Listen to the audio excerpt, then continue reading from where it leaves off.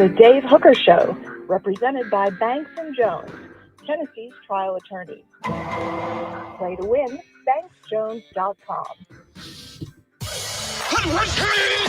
The Dave Hooker Show. A presentation of Off the Hook Sports.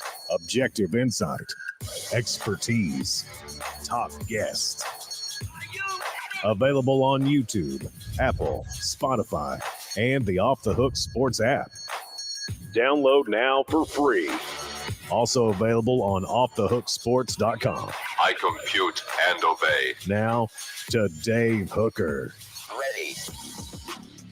Boy, here we go. We are off and rolling, and it's January, so still more recruiting news. Not a surprise. The Vols look fantastic on the basketball court against a highly ranked but maybe overrated opponent.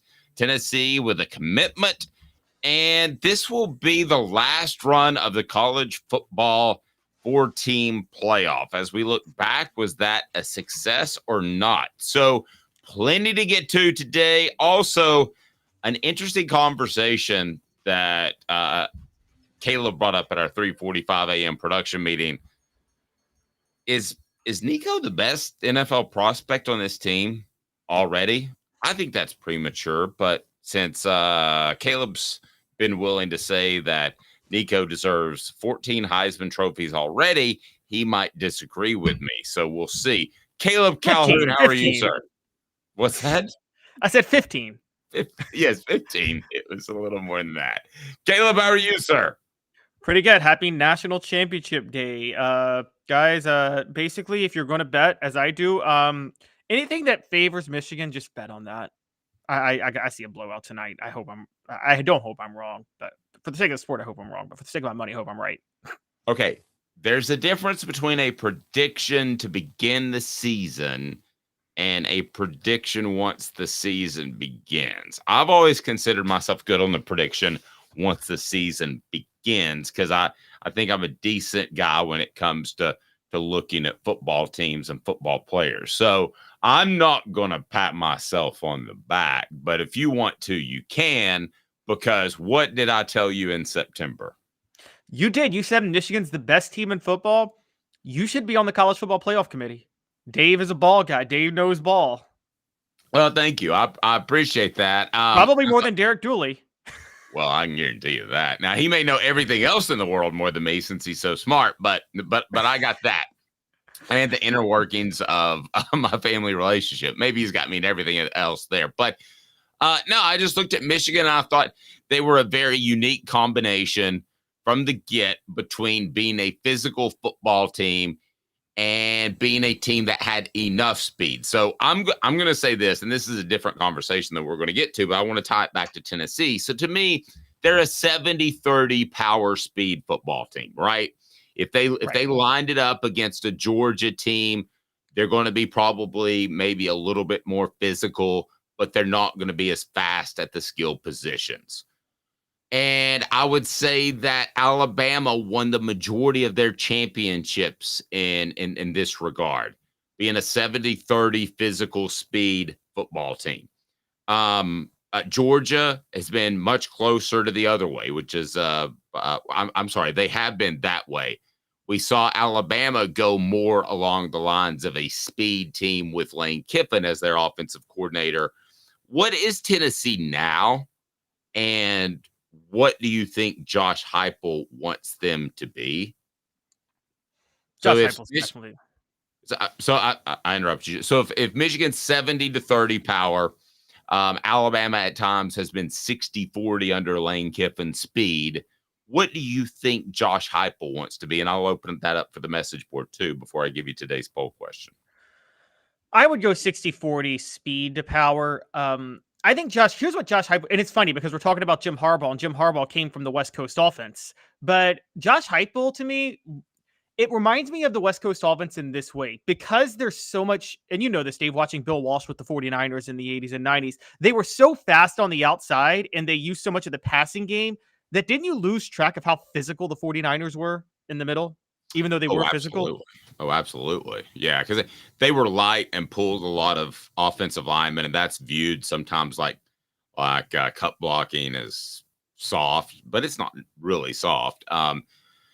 So yeah, I do think they were viewed as finesse, which was unfair at times, but they were a little finesse, and I think you would agree that Josh Heupel's offense is a little finesse, which is okay. Right, it is. But there's a difference between being finesse and not being able to line up and win smash mouth one-on-one matchups too up at the front, and that's where I think people get this mixed up. That was you talked about how you called Urban Meyer succeeding at Florida, and I think that's why a lot of people thought he wouldn't succeed. People thought the spread would be too finesse, and those Florida teams were physical. You did not, beyond the fact that they had a killer on their team, you didn't want to go one-on-one with a lot of those guys. Agreed. Hit like and subscribe for me. Go ahead and do that. And we're going to get to Tennessee's newest commitment. They picked up a commitment over the weekend, but this is kind of unscheduled. But I think this is a fun conversation if that works with you, Calhoun. Is that good? Yeah, that's fine. Sweet. All right.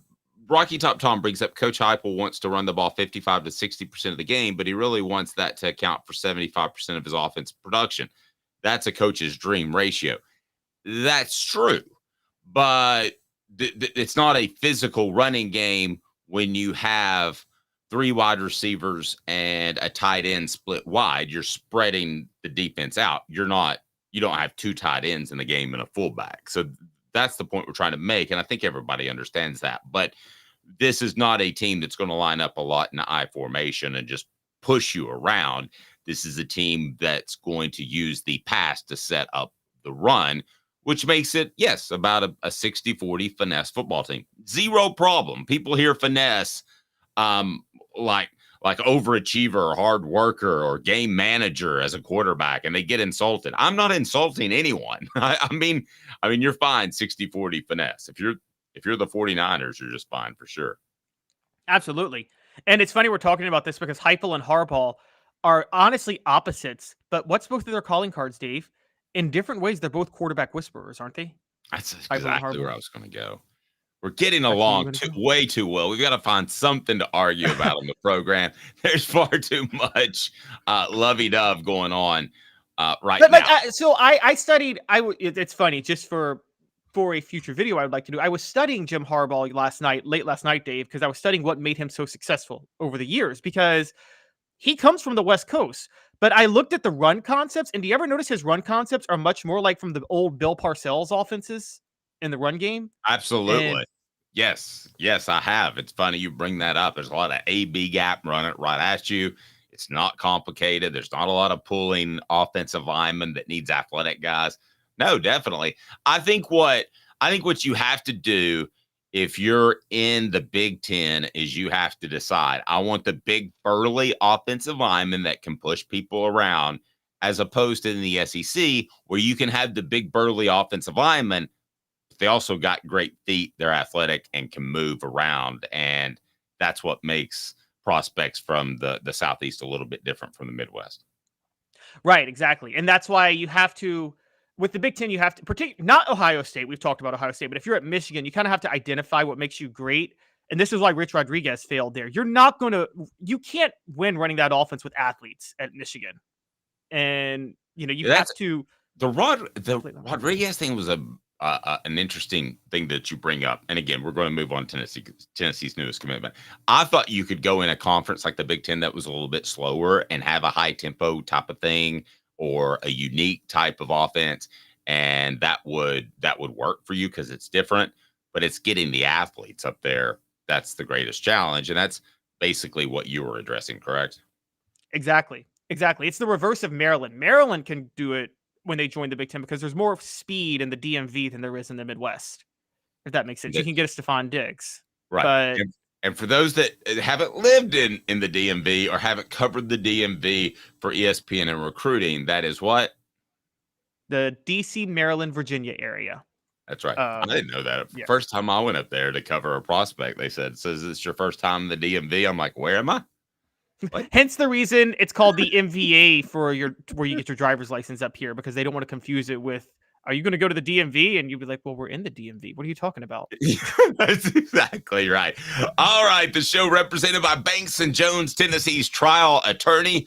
Play to win, Banks and Jones. Why Banks and Jones? Other lawyers say they will go to trial. They won't. They'll settle for less. So it's time for Tennessee's newest commitment as the Vols pick up a huge monster offensive lineman, a pass rushing edge rusher, an incredible safety, another great quarterback. No, it's another tight end. So this wasn't the most exciting pickup for most Tennessee fans over the weekend. It might have flown under the radar for you, but he is committed to Tennessee. He announced on his Twitter page, the Vols get some good news on Sunday morning, picking up a commitment from the 2025 tight end, 4-star prospect, Jack VanDorselaer. He kills doors. Dorselaer, that too, announced he was choosing Tennessee. Now, it's over Arkansas, Baylor, Texas A&M, LSU, and Georgia, and Alabama. So this is a guy who is an anywhere guy, and I break him down by anywhere, somewhere, nowhere. In other words, you could call up a coach at any school. You could go to any school. You could call up a coach at a school, and someone say yes, someone say no. That's a somewhere kid. A nowhere kid is it's Division II time. Call Chattanooga. So this is an anywhere kid.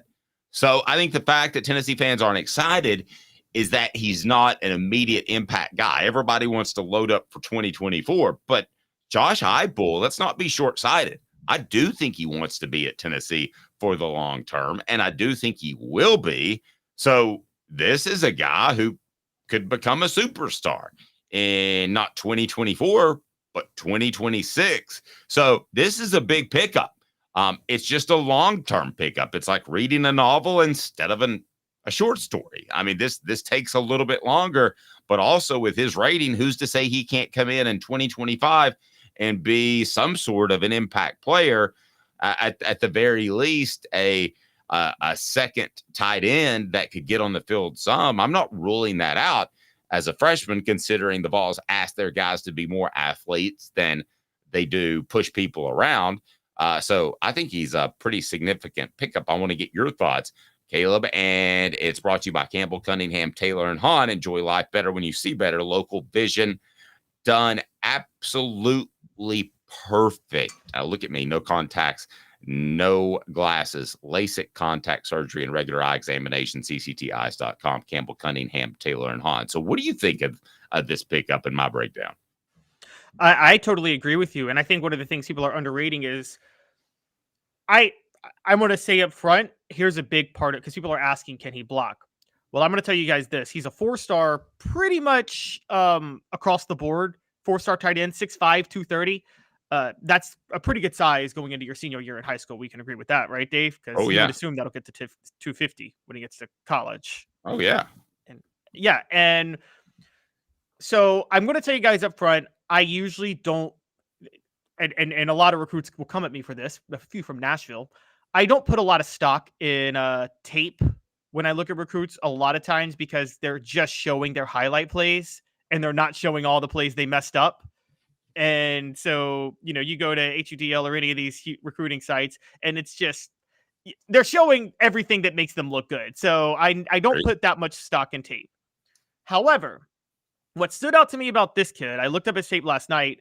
Half of his highlights are him run blocking. Now, so his selling point is being able to block.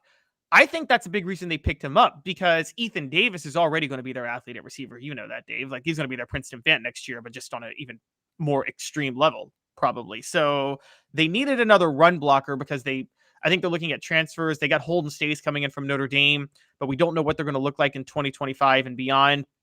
So this is a big pickup on that front. Now, on the other side, to play devil's advocate, because I'm not one who praises every pickup or criticizes every pickup. Kid does come from the Dallas area. Kid does come from South Lake Carroll. That is an area where Tennessee has missed every time they've looked, as you've accurately pointed out, Dave. Every time they've tried to bring a kid in from the Dallas or Houston area, it's failed miserably in Tennessee history. Texas in general has, but yes, certainly. Yes, exactly. Texas in general has been a failure for Tennessee overall. And a lot of that has to do with the fact that their recruits can consistently, particularly in the Dallas-Fort Worth area, where Dallas-Fort Worth has, as you know, Dave, the biggest high schools, the most the best resources for high school football, the best high school coaching in America. I think a lot of players, their skill sets are maximized in high school, so you don't see the growth you expect to see when they're in college a lot of times. So Caleb, let me ask you this, and the message board this as well. Would you rather have a top flight guy in 2025? Let's say, okay, I'm going to make it really simple because sometimes my hypotheticals get a little too complicated. Would you rather have a 4-star for 2025 than a high 3-star for 2024? In other words, a bit more of a project, but a good project, or a guy. When I think 4-star, I think there's a 50-50 chance he could come in and contribute right away. Which would you rather have at this point? Because in the development of this program, you're going to start having to think about guys clicking next year, not a transfer portal guy or a highly rated guy coming in from high school and contributing immediately. That's where you've got to get, right? Correct. Now, I would rather have a highly touted 3-star if that 3-star is a transfer portal guy that you're getting to contribute right away, because I think everything about Tennessee football should be invested in 2024. I'm thinking college football nowadays, Dave, it's borderline NFL. And I said this about the NFL for a long time, and I don't know if you agree with me on this, but I said, if you have a team that you could be a title contender by making a few moves, you make those moves. You don't think about the future. The NFL is always win now. You sacrifice the future for the now if you can do it in the NFL. And I say that in the NBA too. If you're Danny Ainge and you can trade all your future away to get a ring with Kevin Garnett and Ray Allen, you do it. That's how sports works. I think college football is starting to reach that era. So I think because of the transfer portal. So I think if you can get a high 3-star who is maybe a junior in the transfer portal as opposed to a recruit, and you can plug him in at a spot, I think you take him, because you got to go all in for win now. Well, I wasn't even really going the transfer portal route. I was talking about high school kids. So high school kid, I think 2025 is a no-brainer. Yeah. Okay. Yeah. My question is this for you. The follow-up question is: Tennessee beyond and Daniel says no way I'd be taking projects in today's market. I agree with Daniel completely. Is Tennessee beyond taking projects or getting in on a guy early because they know they can't beat Alabama and Georgia right before signing day? Be sure and hit that like button, please, for me. Is Tennessee at that point? My answer is yes. I think they're beyond. I think it's time to go toe-to-toe with the Georgias and the Alabamas of the world, and not say, I've got to get on a guy early, or I've got to offer him more NIL money, or do this. I think it's time that you're going toe-to-toe. My answer is no, but not for the reason you think. I don't think Tennessee ever wants to be at that level. I mean, not that you don't want to be at that level, but I don't think Tennessee. I think projects can be more valuable. Look, in this era of college football with the transfer portal and players leaving all the time and NIL luring players elsewhere, there's going to be underrated value in having a bunch of guys that have been in the program for a while. And that's what projects are. You are reaching a level of, you're reaching the college basketball level, Dave. Why do you think Kentucky only has one national championship? Because no matter how talented they are, the one and dones in the NCAA tournament are not going to beat a team that's got guys that have played together for 4 years that know each other. I think in an era of the transfer portal in college football, you're about to see the same situation where chemistry is going to be a big deal. Let's be honest. Let's talk about 2022 for Tennessee real quick, Dave. Yes, there was talent. Yes, Josh Heupel had a great system. How much did they benefit, though, that a lot of those guys had played together for already 2 years in an era of in the era of the transfer portal? Certainly helped a lot. Helped a lot. Projects are going to be guys that are very familiar with the system. Familiarity is going to be an underrated aspect of college football in the future. And it never was before, because let's be honest, when you got a number one recruiting class back in the day in college football, there was going to be familiarity. They were stuck with your program for 3 years, period. So it didn't really matter. But now in the era of the transfer portal and NIL, I think targeting familiarity is as much of an art as it is in college basketball now. And that's an underrated deal. So I'm taking the project at this point. 3 years ago, I would agree with you. Okay, good stuff. All right, let's continue with recruiting, as the transfer portal guys can still be picked up in the transfer portal. So some transfer portal news. It's 4 Downs. It's brought to you by Dynasty Spas, and I'll tell you more about them. But I'll go ahead and tell you right now that if you need a spa, you need to be in Dynasty Spas, which has their showroom in Athens, and they're fantastic. 4 Downs talking transfer news now off the Hook Sports. 4 Downs brought to you by Dynasty Spas, the most comfortable spas made in the United States of America, right here in East Tennessee. Drop in for the all-new showroom in Athens. Dynasty Spas, perfect for all 4 seasons. 4 Downs, presented by Off the Hook Sports. Yeah, we got lots of news, and I know a lot of people over the weekend are like, you're picking up a tight end. Why not an offensive line, an offensive lineman? I want to talk offensive line tomorrow if you can put that in your mental notebook, because I'm not as concerned as a lot of you fans are on social media about Tennessee's offensive line, and I'm going to tell you why, but that'll be tomorrow. So some transfer news as I want to get right to it. We'll jump in the hot tub with the one, the only Cooper Mays. Coop, what did people need to do to get the latest transfer news? Cooper Mays here. Hit like and subscribe. We'll do that. All right, Coop, what down is it? Coop here. First down. Thank you, Coop. Kansas offensive lineman Armari Reed Adams visited Tennessee, but then committed to Texas A&M. How big of a loss is this for the Vols? I think it's a pretty big one. I think this is the guy they really wanted. This is the type of player you could play and plug. He visits, then he commits to a program that's definitely not on the rise like Tennessee. I think he would have been a much better situation than Tennessee. You could say it's NIL, and that's certainly possible. Dave, I'm reading from Vol Twitter. Now, this is Vol Twitter, and they overreact to everything. So, I'm grain of salt, okay? Like you say that, like everybody knows. Like the sun's coming up tomorrow, and Vol Twitter overreacts to everything. Yes.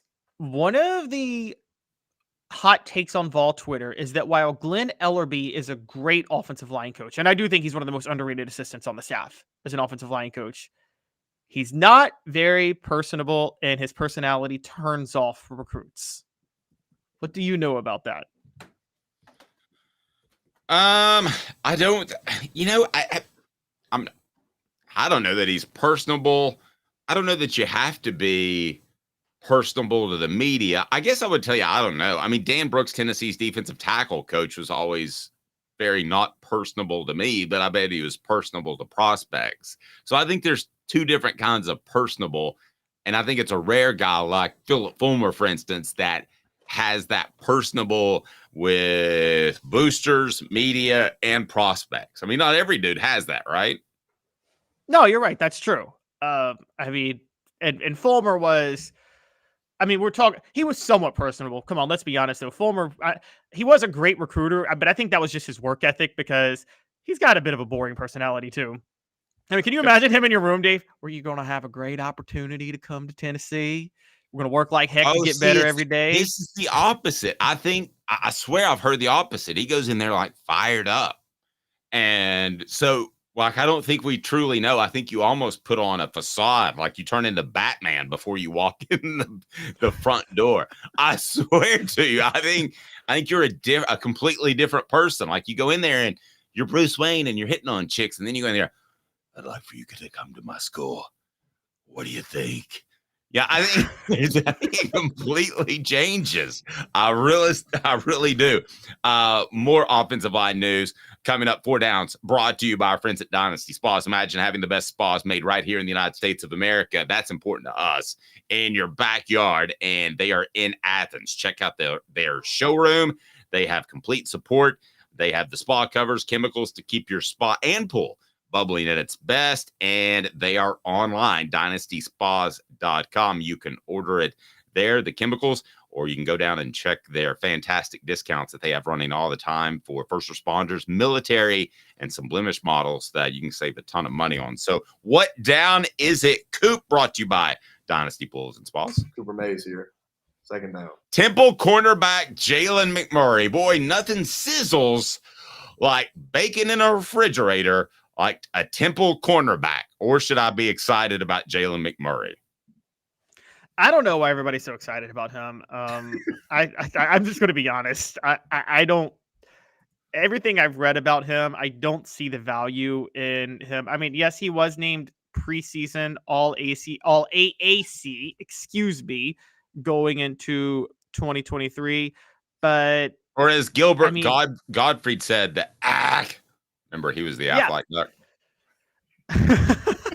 So this is all because he was a freshman All-American in 2022 and had a great freshman All-American season. But one of the things for me for these guys at smaller schools, Dave, is I got to see how you do your second year at a school, because can you get better your second year, or are you figured out? And there are real questions about this kid, not character wise. He seems like he could be a nice guy, but I just think I think he was a little overrated his freshman year, and I think playing in the competition level of competition he played at the American overhyped him. He didn't really make the same splash his sophomore year, and that's a big red flag if you can't take a step up your sophomore year at a smaller school like that. Yeah, it makes you wonder if you're content. What down, Coop? Tennessee center Cooper Mays here. Third down. All right, I'm trying to decide whether or not I want to go to who I think's really good or if I want to go another direction. Okay, I'm going to start with UNC offensive lineman Diego Pounds, who weighs about 300 of them, I would guess. What do you think of Diego Pounds? I think this is one of Tennessee's most underrated potential pickups, funny enough. I think he's a North Carolina transfer on the offensive line.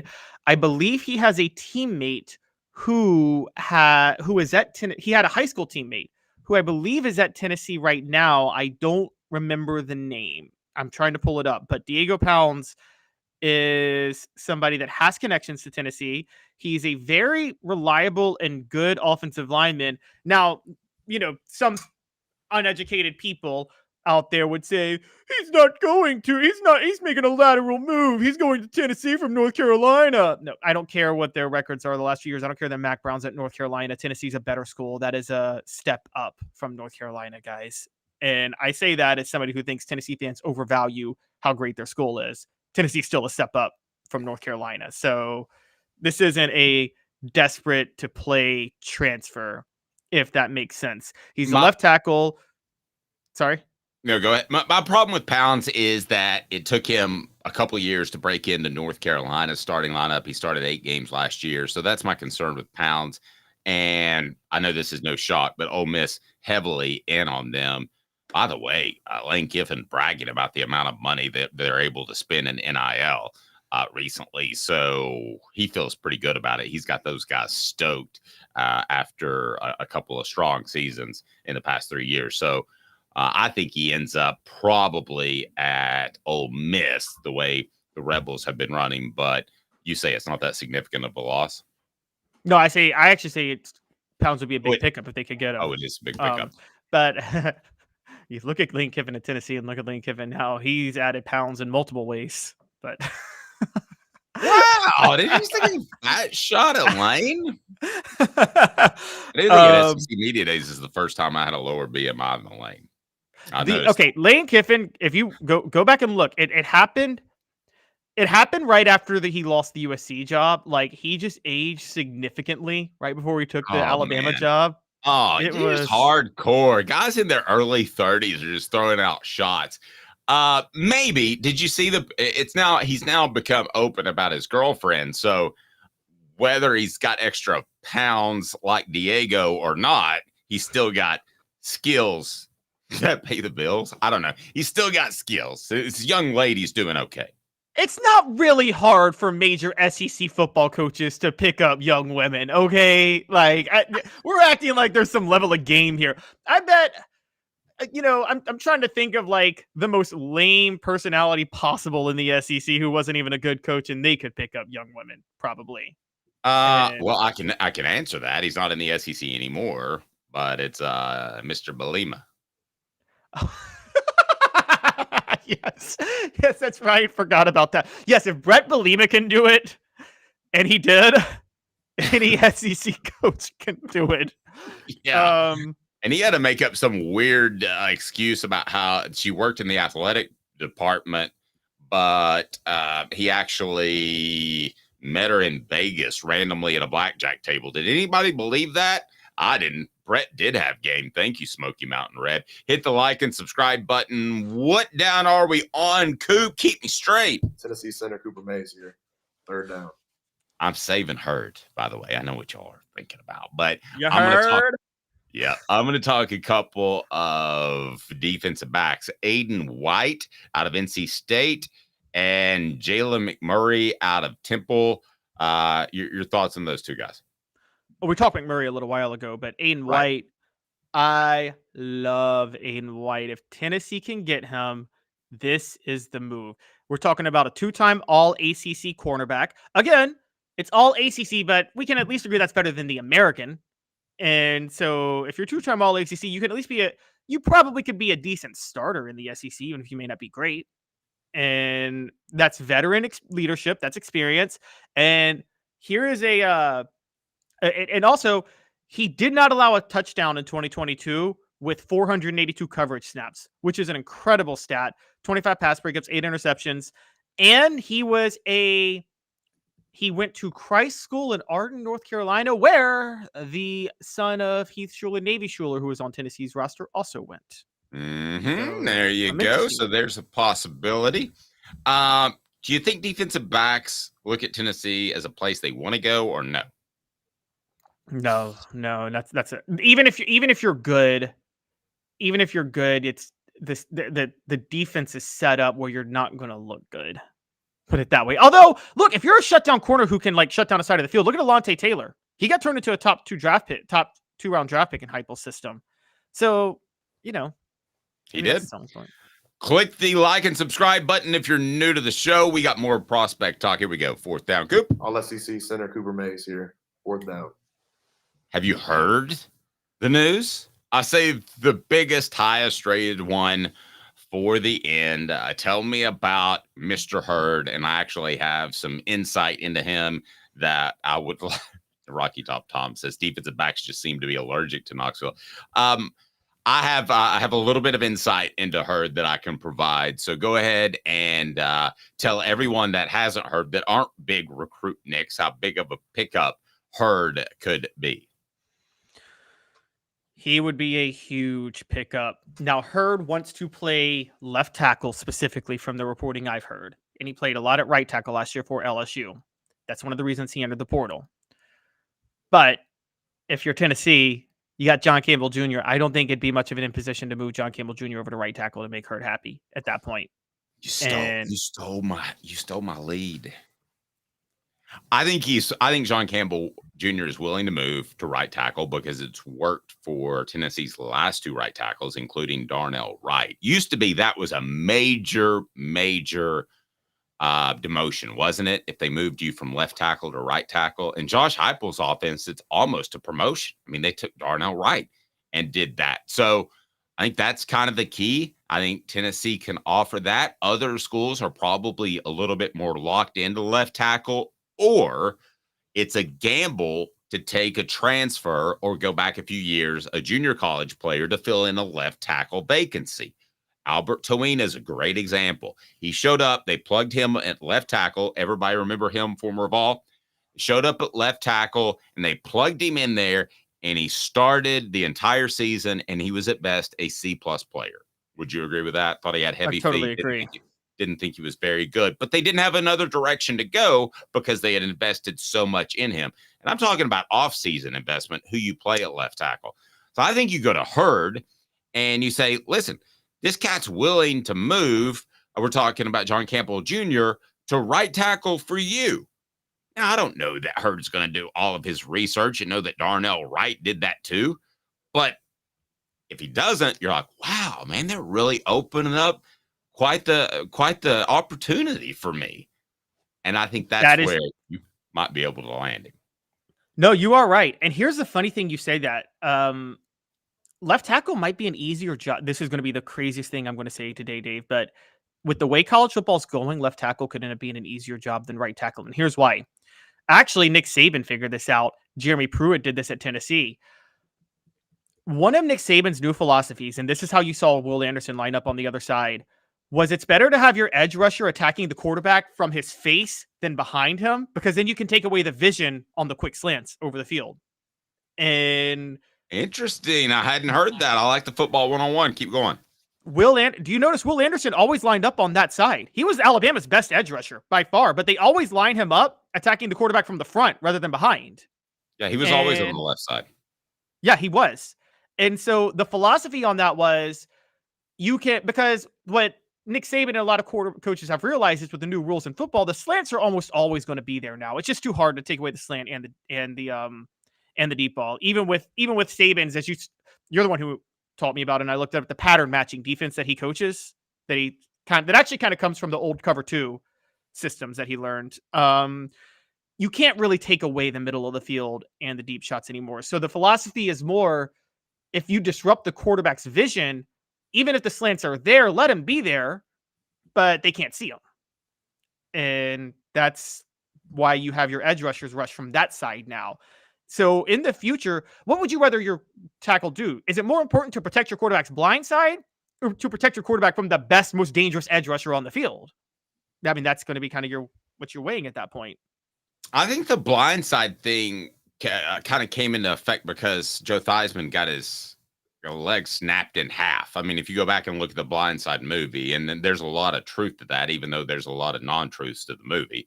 But that's kind of how that was discovered. But because you don't want the devastating injury that the quarterback never sees coming. But I also don't want my quarterback constantly distracted by a person coming into his face on the right side. So I'd still put my best tackle on the left side personally, but I understand that Josh Heupel has not, and I understand that football evolves. So I wouldn't be surprised to see it continue to go that way. Yeah, exactly. And you're right. That was a time, let's not forget, Lawrence Taylor was coming from the blind side. And it's not, I mean, that's whatever you think of him as a person, he's still probably the most impactful defensive player of all time. Is that safe to say? I think he's the best defensive player to ever step foot on a football field, actually, if you want my opinion.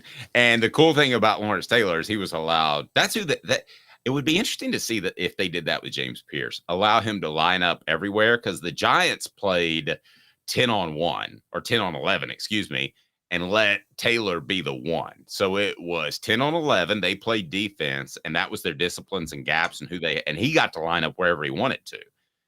I'm interested to see the next player. I don't like bringing up my NFL team, but the Cowboys may have him. But I'd like to see the next player that's able to do that and just pick where he wants to line up based off looking at the defense, and he's just that absolutely dominant. But I think the Cowboys have him. That might be intriguing. Quick little more. You know, Dave and I are talking a lot of ball. We're talking some serious ball today, if you want to say that word. But the clouding a quarterback's vision. What's the greatest call John Chavis ever made as a defensive coordinator, Dave? You know what it is? Moving Leonard Little back to defensive end? No, it's a play call. The greatest play call he ever made. It's that game you say is the best coach game Fulmer ever led. It was the Miami game of 2003. It's 10-6. Miami's driving. They're on the 5-yard line. They're about to go in and score. Brock Berlin snaps it. Kella Winslow's clear. The receiver's all clear. Kella Winslow's wide open for a touchdown on a crossing route. But Chavis sent Mark Jones on a blitz, straight line, not from the blind side, just straight forward up the middle, completely clouded Berlin's vision. So he gets hit as he throws it too late, and that causes an interception that Jabril Wilson catches. And the philosophy from Chavis was he kind of, I think the whole Tennessee team knew that Brock Berlin was a terrible quarterback to begin with, but they made the bet that if you send the guy in his face, he's not going to see the guy over the middle. And that was the bet they made the whole game. Interesting. Our poll question brought to you by Rick Terry Jewelry Design, and we want to be your jeweler. Looking for affordable game day jewelry? How about the Fire Opals, a Tennessee tradition? So that's on rickterryjewelry.com. rickterryjewelry.com. The poll question is on our YouTube page, and it's been a little bit all over the place. James Pierce took off with it, but now some other guys are closing the gap a bit. Tennessee's best NFL prospect is Brew McCoy, James Pierce, Nico, or Coop. We will discuss after this, but right now, James Pierce leading with 54% of the vote, followed by Nico just going into the sophomore year at 25%. Brew McCoy last at 8%. Cooper Mays, pardon me, at 12%. So we'll get into that poll question. Vote on our YouTube page right now. Really would like to see your input. Again, brought to you by Rick Terry Jewelry Design. Go to rickterryjewelry.com. That is rickterryjewelry.com. Tell you what I'm hearing from NFL scouts about those guys. And let's just say that if Brew comes back healthy, they really, really like him. But Nico is as intriguing as they get. Stay tuned with Caleb Calhoun. I'm Dave Hooker, back in 2 minutes off the Hook Sports. Sun, sand, and salt water, the beach is a very relaxing place. Unless you wear contacts. Ow! Open your eyes to the best the beach has to offer with LASIK vision correction from Campbell Cunningham Laser Center. Ah. Sports Treasures in North Knoxville is one of the South's largest sports cards and memorabilia dealers, featuring over 10 million sports cards from vintage to modern. Sports Treasures carries a full line of hobby boxes, singles, autographed memorabilia, Tennessee Vol collectibles, fan cave decorations, and so much more. See a museum full of collectibles at Sports Treasures, 4819 North Broadway in Fountain City, and Sports Treasures on Facebook. Sports Treasures, where the real sports fan goes to shop. Have you seen the latest TriStar Hats Co. product? TriStar Hats Co.? What's that? You know, those really cool hats, shirts, tumblers, and even license plates with 3 stars like the official Tennessee flag and stripes like the American flag. Pretty patriotic if you ask me. Ah, gotcha. Seen those. Those are cool. Where can I get them? Simple. TriStarHatsCo.com. And if you order now, there's 10% on any order $50 or more. Plus, use the promo code HOOKED. With the promo code HOOKED, you get 10% off. That's hooked. And don't forget free shipping with any order over $50. Stock up at TriStarHatsCo.com. That's TriStarHatsCo.com. There are plenty of wannabes out there, so make sure you go to TriStarHatsCo.com for the best quality and customer service. Will do, and I'll be sure to use the promo code HOOKED. That's hooked when I do, to save an additional 10% off. TriStarHatsCo.com. TriStar Hats Co. is a trademark of TriStar Hats Co. LLC. Any use without express written consent is prohibited. Iamaleava. What's up, everybody? This is Jacob Warren, asking you to like, subscribe, and share. Dave needs this. The Dave Hooker Show, represented by Banks & Jones, Tennessee's trial attorneys. Play to win, banksjones.com. You're listening to The Dave Hooker Show, a presentation of offthehooksports.com. The internet is full of pictures of each and every one of you. Available on YouTube, Apple, Spotify, and the Off the Hook Sports app. Download now for free. Is there nothing you people can't do? Also available on offthehooksports.com. All righty. Did you see Squirrel White at the Predators game last night? Did you see that? I did, actually. I saw you tweeted it. Yeah. Why is he jumping around at a Predators game?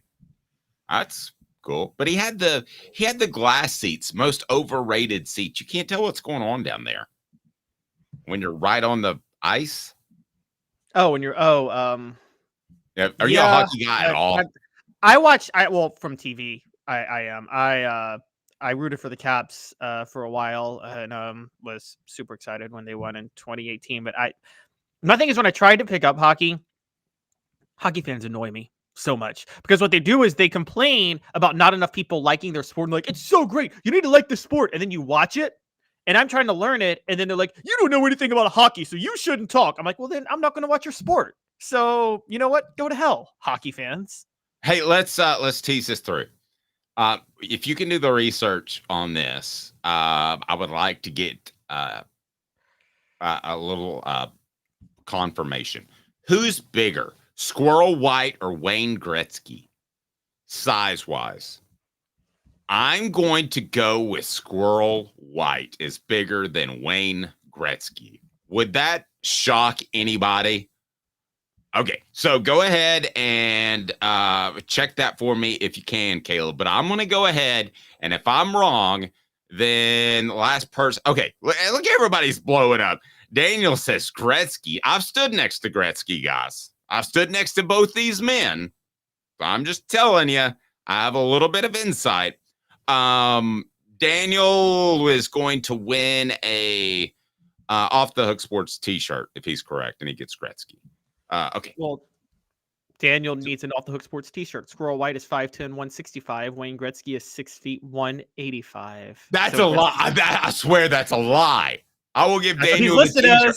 I will give Daniel the t-shirt, but he is not 6 foot because I'm 6 foot and I towered over him.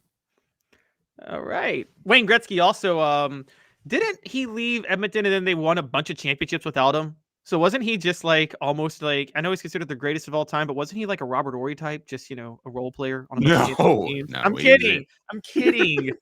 I'm just saying, if he's so great, how did they keep winning titles without him? Well, they were the loaded franchise. They were kind of like the Yankees. But okay, so the first person to say Gretzky was Daniel. So Daniel, send me an email. I think technically I'm still right, but according to the worldwide interweb, you are. So David@offthehooksports.com, and I'll hook you up with a t-shirt. But we've got a more important pressing topic to go to. Who is Tennessee's best NFL prospect? It's today's poll question. It is on the YouTube channel, so please vote. James Pierce now leads with 56% of the vote. Nico, second with 24% of the vote. Cooper Mays, 12% of the vote. Brew McCoy, 8% of the vote. So I'm going to start with these parameters, and I'm going to ask the message board, and I'm going to ask Caleb to stick to these parameters. I'm talking about we have this conversation in 15 years. So all their careers are done. Okay, so we're not talking about a scenario in which, Cooper would be drafted higher right now, which he might be. I don't know, he'd be drafted higher than Pierce or a healthy McCoy. But anyway, we're not talking about right now. We're talking about 15 years from now, who's most likely to don a gold jacket one day. Is it James Pierce, as our audience seems to believe, Caleb? James Pierce is a great one. Before last week, I was going into it debating between James Pierce and Brew McCoy because I'm with you about Brew McCoy. Cooper Mays, I'm a fan of, but I don't see Cooper Mays. I see as a very good NFL player. James Pierce, Brew McCoy, just raw skills. I see Hall of Fame potentially. But after watching that Citrus Bowl, it's Nico Iamaleava. And I'm sorry, guys. And I never would have said that beforehand. I thought Nico Iamaleava was the perfect quarterback to fit Josh Heupel's system. You've heard me say that, Dave, like a Tim Tebow to Urban Meyer, a Tommy Frazier to Tom Osborne. But what did Tommy Frazier and Tim Tebow do in the NFL? Not that much. Zero. But we knew we knew Franklin wasn't going to do anything. Franklin? Frazier. We knew Tommy Frazier wasn't going to do anything. Right. We did. Well, you did. I was so young. I did not know Tommy Frazier wasn't going to do anything. I didn't learn about Tommy Frazier until later in life. But just the style of play. I mean, he wasn't a pro style guy at all. Right. And unfortunately, racism at the time wasn't going to give him the opportunity. But that's a whole different story. So I'm going to say it's Nico because of this. And remember, I'm the one who said that Arch Manning's probably the better NFL prospect.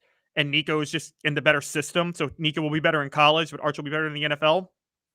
Dave, I'm not so sure about that after watching that game last week. What's a weakness in Nico's game? And there's in that rollout sideline pass he made to Ramel Keaton changed everything I thought about Nico, because that is, Jimmy Hyams talks about this all the time, and you probably remember the Peyton Manning pass on the out route against Mississippi State when he came in as a freshman that just blew everybody's mind away? Yes. When you knew he could play big-time college football. I still remember that. Yes. That pass by Nico was more impressive to Ramel Keaton on the sideline. Go back and watch the tapes of them side by side. That is one of the most impressive passes I've ever seen. And I looked at that and I said, Nico to me was a great fit for Heupel's system because he was a fluid runner and had a beautiful deep ball and enough touch over the middle. That's not enough. I mean, that was short selling his skills, wasn't it? After you watched him in the Citrus Bowl? Mm-hmm. I mean, he's a very quick decision maker, and he also doesn't just have touch. He's got great zip when he needs to have zip over the middle.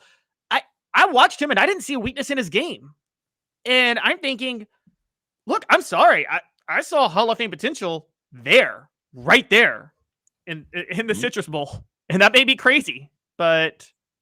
Okay. I'm going to tell you why Caleb's crazy. And it's brought to you by the Hemp House, the premier hemp dispensary online with a wide variety, great selection, and strict standards to ensure you only receive the best in CBD or Delta products. Hemphouse Chat with 2Ts.com.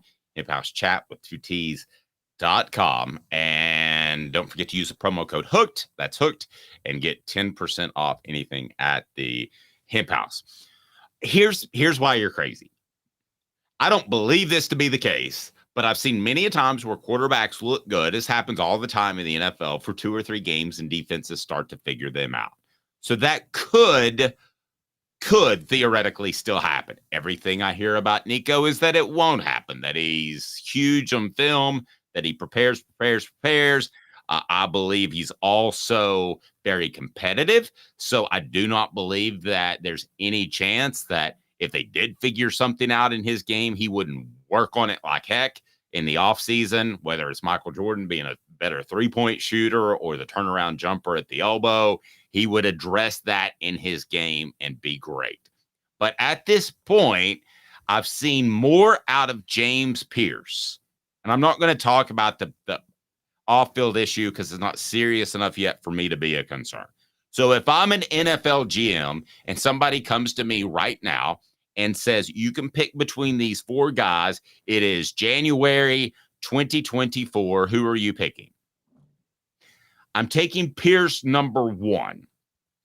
Had Brew McCoy been 100% healthy, there would be a monstrous debate between McCoy and Iamaleava.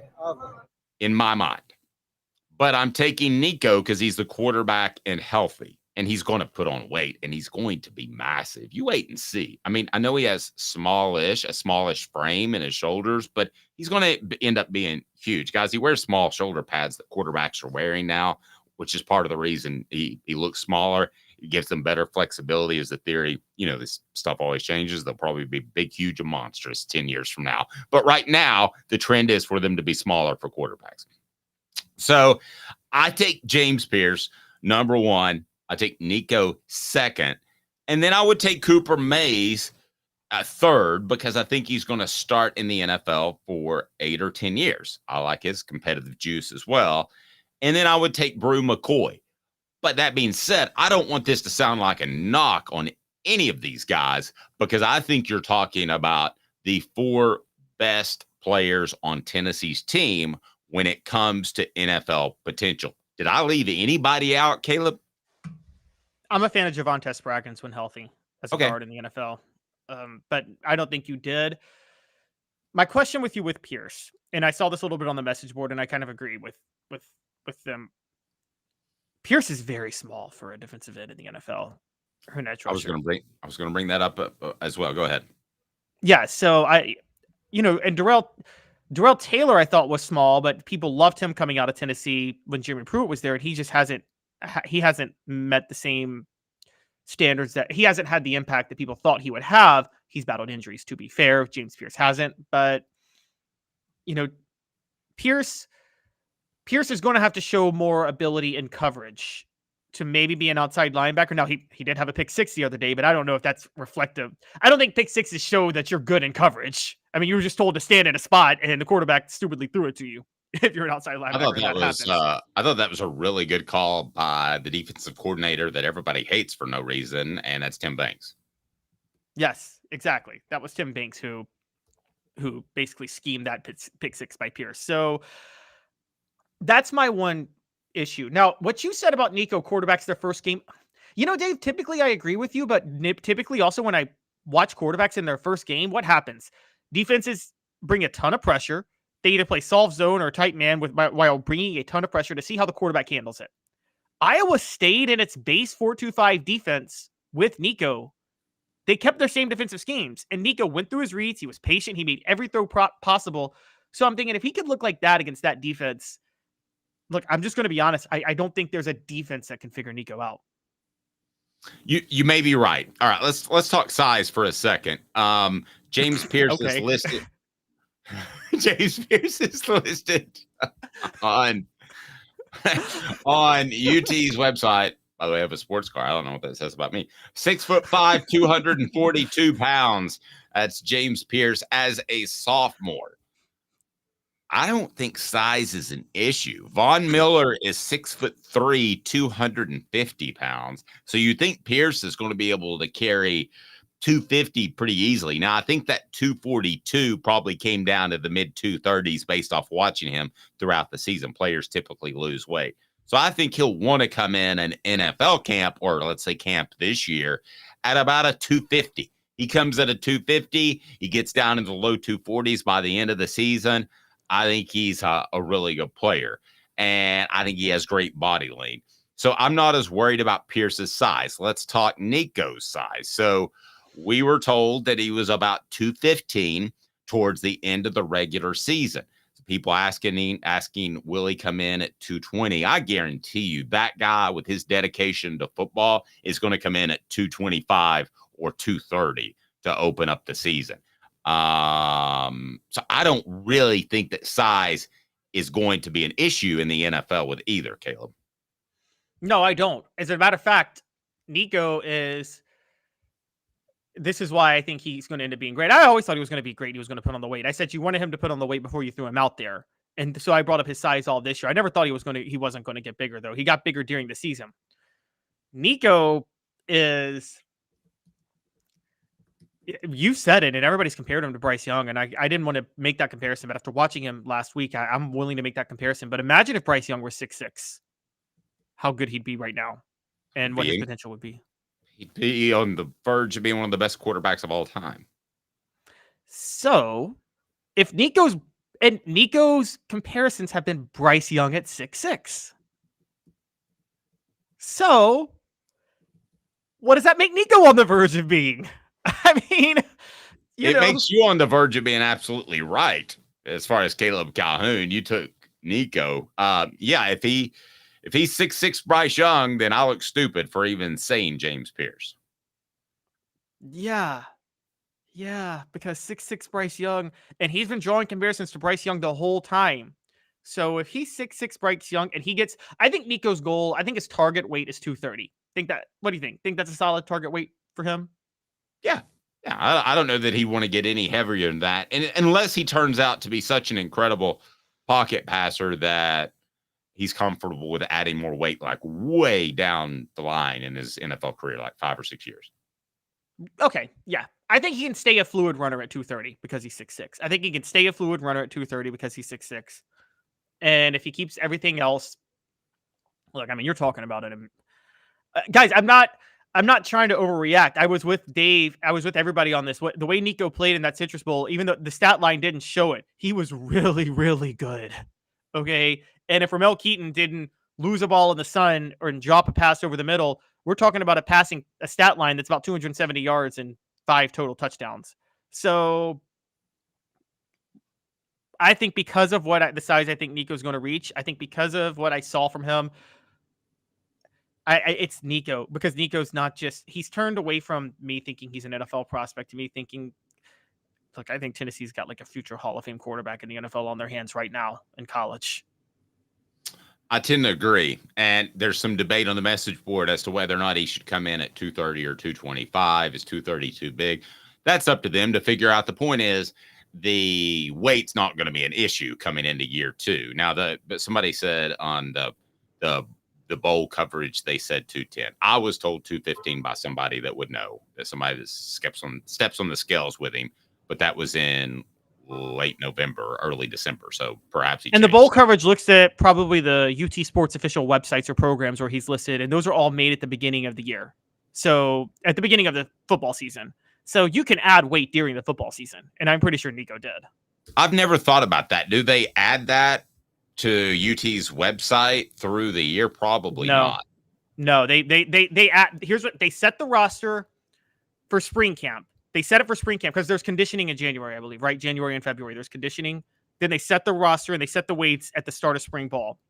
Then they set the roster and the size and the weights again at the start of fall camp. And that's the last time that's the last weight or size you see for them until spring ball the next year. So which to me, I get it, by the way, because most of your size changes during the conditioning and all season workouts, not necessarily during practice. So I get why they do that. But that does not mean that you're not putting on weight when you're practicing throughout the year. So I don't believe Nico's the same size he was when fall camp started in August. I just don't.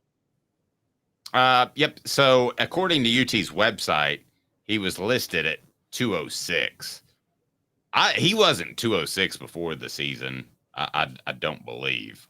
Anyway, I was told he came in at 195 and he was 215 towards end of December, early January. All these listings, they're really tough to trust, but that's exactly what I was told. 195 to 215. I don't know. Maybe went on some sort of fast in December and got down to 210. I think a lot of these are guesses. I'm telling you that the weight's not going to be an issue in year 2, and it's not going to be an issue for the rest of his career unless he develops some sort of eating disorder. Yeah, I agree.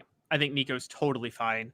I think I thought it was an issue in September and October, which is why I wasn't for starting him this year. It's not going to be an issue. It's not an issue now, and it certainly won't be an issue by next year, which is why Nico is all of a sudden a budding Hall of Fame quarterback. Budding Hall of Fame quarterback. College or NFL or both? Both. We may have a debate over the best quarterback in Tennessee history when Nico leaves. It's not a debate now, but we may have that debate. I'll tell you this. I'm not worried about the Casey Clausen scenario. And you know I love Casey, right? I've told you that on and off the air.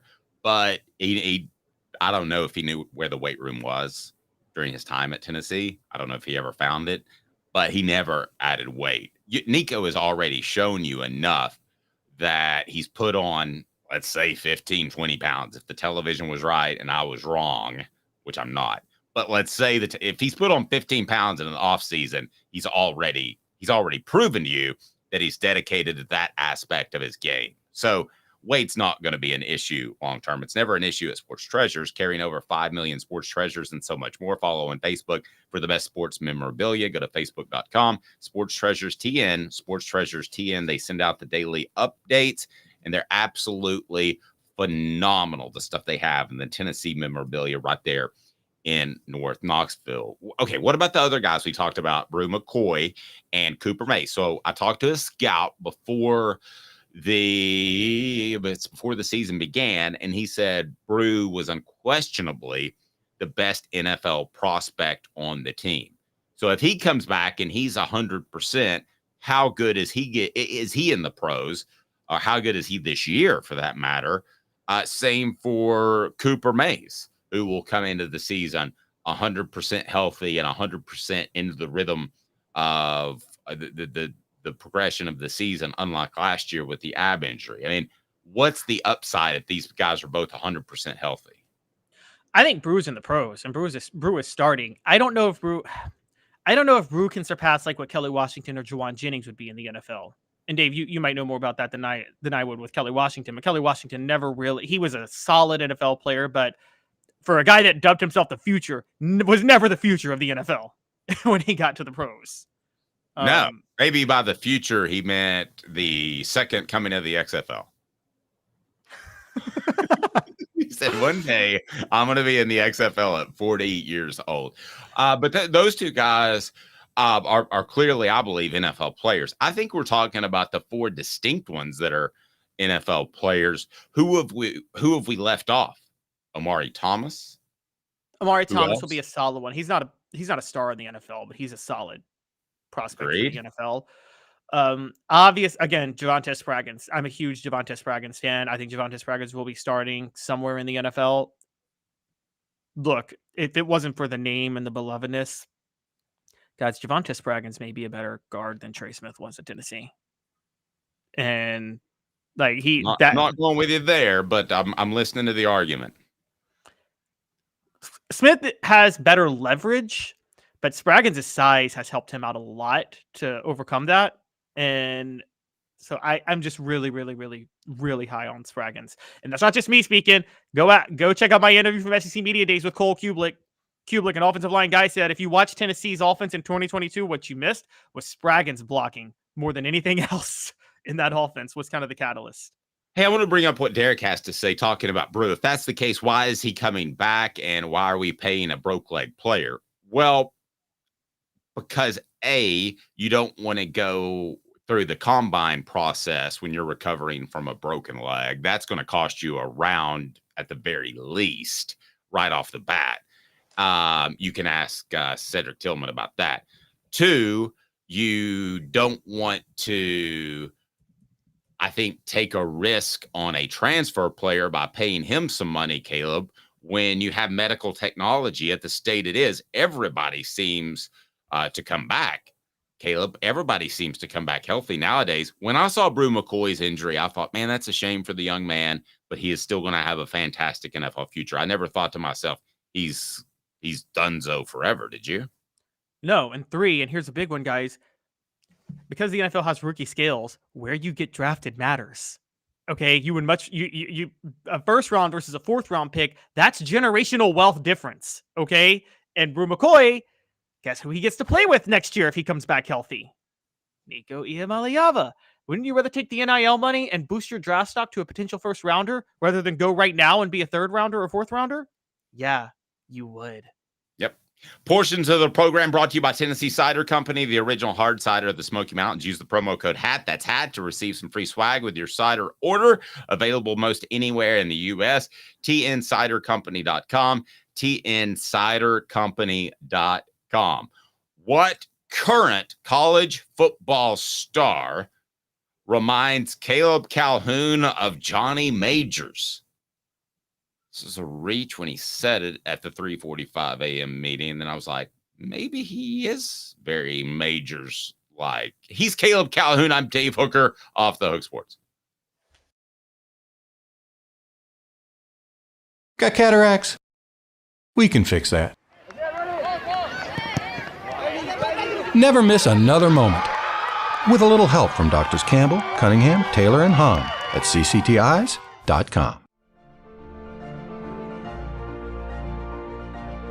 Hi, I'm Rick Terry, and we at Rick Terry Jewelry Designs pride ourselves in the highest quality craftsmanship from a family-owned business here in Knoxville for over 35 years. At Rick Terry Jewelry Designs, we also take pride in being an affordable option for all your game day accessories, especially those fire opals. At Rick Terry Jewelry Designs, we want to be your jeweler every day and especially on game day. Go Vols!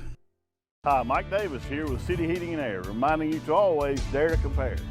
Our team provides quality local heating and air service, installation, and maintenance across East Tennessee. We use only the best equipment like American Standard heating and air conditioning for your residential, new construction, or commercial needs.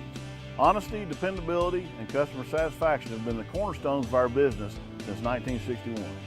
City Heat and Air. Dare to compare.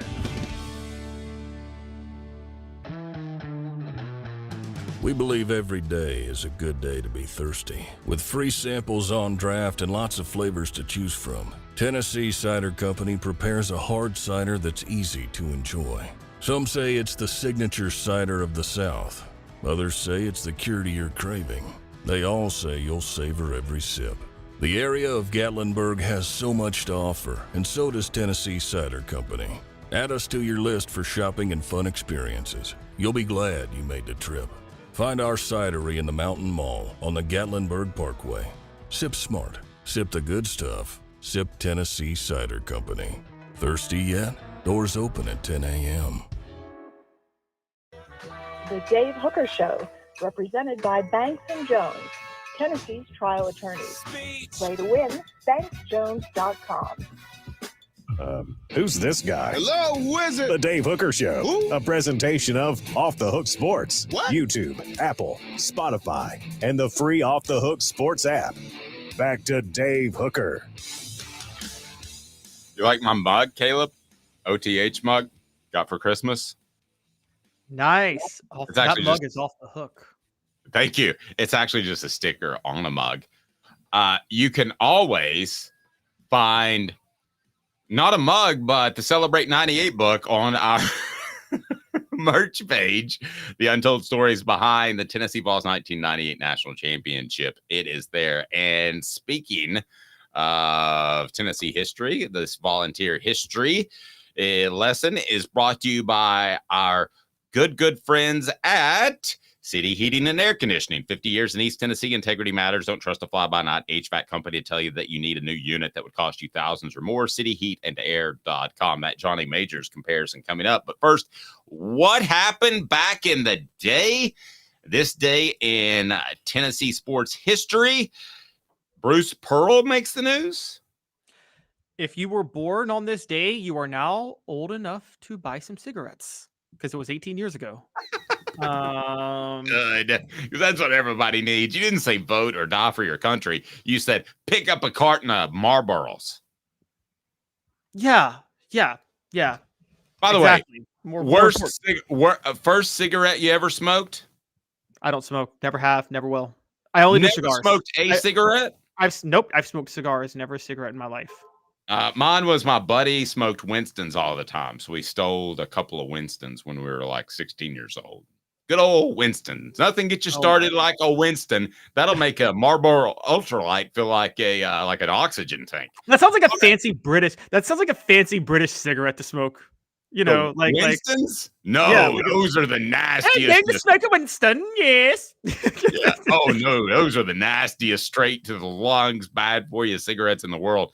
Apparently, you got to be 21 now to buy cigarettes. I didn't know that. All right, Caleb, so, I don't buy cigarettes, and I'm old. So, Bruce Pearl got his first SEC win 18 years ago today with Tennessee basketball.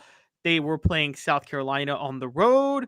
It was a South Carolina team that had won the NIT the year before, returned everybody, had a great coach in Dave Odom, and was picked to be a really strong Cinderella team in the NCAA tournament.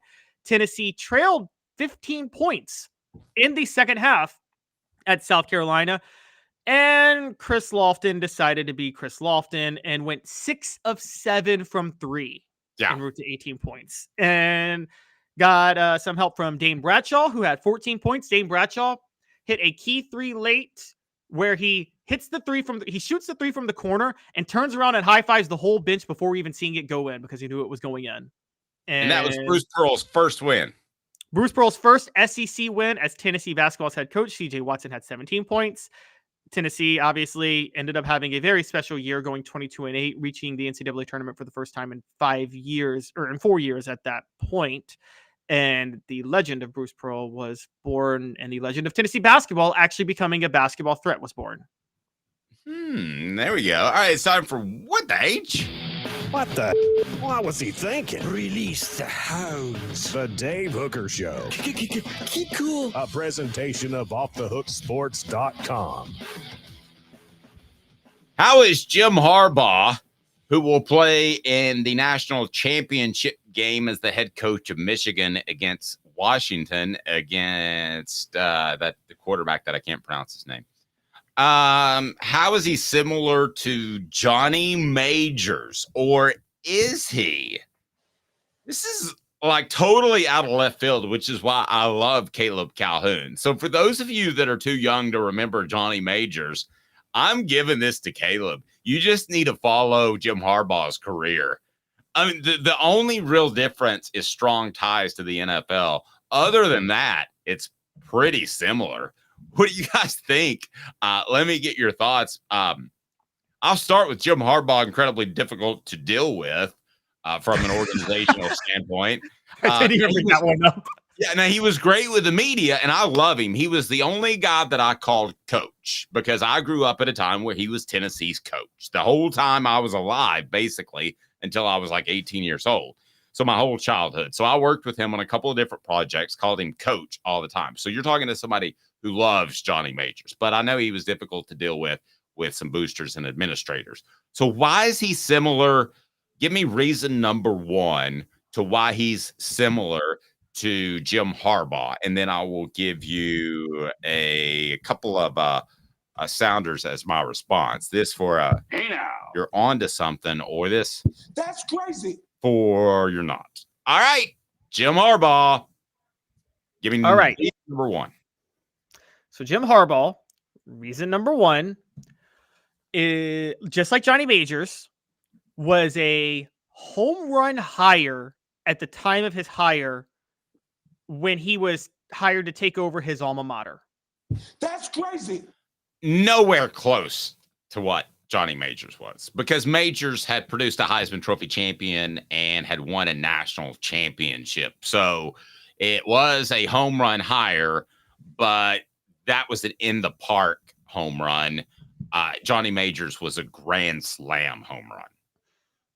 So I'm giving you that. I am, because I do understand that. But I would also say there are a couple of differences. One, even though Jim Harbaugh was the quarterback at Michigan, Johnny Majors was way more beloved at Tennessee than Jim Harbaugh was at Michigan. I will give you that. And also, you're right. Jim Harbaugh went to Michigan after he was fired by San Francisco. Johnny Majors went to Tennessee as he was winning the national championship at Pittsburgh. I mean, those negotiations were already happening. However, and this is a big point, in terms of actual coaching prowess, I think there was more respect for Jim Harbaugh's at the time than Johnny Majors, because people saw, look at what Jim Harbaugh had done, Dave. He had gone to Stanford and rebuilt Stanford into a national power. He then went to the NFL and revitalized the organization, turned Alex Smith into a good passer, and then made the Super Bowl with Colin Kaepernick. Colin Kaepernick, Joe Flacco Super Bowl, as you point out, the worst quarterback Super Bowl ever, at least in the modern day of NFL. And so Jim Harbaugh had so many successful stops everywhere. He was so clearly a home run hire on paper. But I'll give you, Johnny Majors was a bigger one because he was winning a national title in that moment. Yes. Someone asking, what did Johnny Majors like to drink? I don't know if that's pertinent, but it may be bourbon. All right, what do you got next? What is this similarity? Next one. Both of them had very disappointing first few years after being splash hires at their schools. Hey now. I'll agree, but barely. Majors wouldn't have made it through 15 years or however many years he was the head coach. He was so disappointing at times. Yeah, there was as a matter of fact, it's very famous. The Rock outside in 1980 was painted, "We made a major mistake." 4 years in. Yes, because God. Majors went 4-7. Sorry, what? No, thank God for no social media. Oh, yeah. Well, think about it. Home run higher on paper after winning a national title. And what does he do? 4-7, 5-1, 7-5, 5-6. Those are his first 4 years at Tennessee. And then the next four, he goes 8-4, 9-3, 6-5-1, and 7-4-1, I believe. Again, better, but it's not till the 85 team that people start to really believe in Majors. And from 1977 to 1988, that's a 12-year run where Tennessee had two teams that finished in the top 25, 85 and 87. So you're right. Majors was much more underwhelming than Jim Harbaugh's, honestly. Yeah, and that goes back to the love of the coach. Harbaugh would have already been fired if he had Majors' early run, right? Oh, easily. At least Harbaugh had Michigan in position to compete for the playoff in 2016 and 2018. He just couldn't get past Ohio State. Yep. Aside from the fact that there's less patience nowadays. What else you got? All right, number 3. They got the program rolling at a high level on a consistent basis when they promoted their offensive line coach to their offensive coordinator. Johnny Majors promoted Philip Fulmer to offensive coordinator in 89, and that launched the run of the modern era of 16 straight bowl games, 4 SEC titles, national title, all top 25 finishes. Jim Harbaugh promoted Sherrod Moore to offensive coordinator in 2021, and ever since then, Michigan has beaten Ohio State 3 straight times, gone to 3 straight college football playoffs, won 3 straight Big Ten titles. Hey now. I can't disagree with that at all. I think that's perfect. That's good. I think it shows also a dedication to running the football, and I think Tennessee has that. They have a good coach in Glenn Ellerby, so I don't know that they're going to. Well, I don't know. Maybe people are upset still about Alex Golesh, so I don't know. Maybe no, Glenn Ellerby's not taking Josh Heupel's job. Not Josh Heupel's job. I'm talking about the offensive coordinator job because people are upset. They think Halsley's the part of the problem. He's not. It's Josh Heupel's offense. But if you want to go down that road, then just elevate Ellerby. Derek asks, Dave, what year was the Tennessee fans' protest on the bridge over losing? Derek, I may not be as old as I look. I don't remember that. Do you? Do you, Caleb? I don't remember. If you don't remember it, I don't remember it. You know history better than me sometimes. Does anybody remember that on the message board? Is it the Henley Street Bridge, I would assume, or is it that train trestle bridge that people unsafely walk across during games? I have to pull up some old newspaper clippings of this. Are we sure this isn't an urban legend, like when Harvey Updike said that Auburn rolled Toomer's Corner when Bear Bryant died? Remember when Harvey Updike just believed it?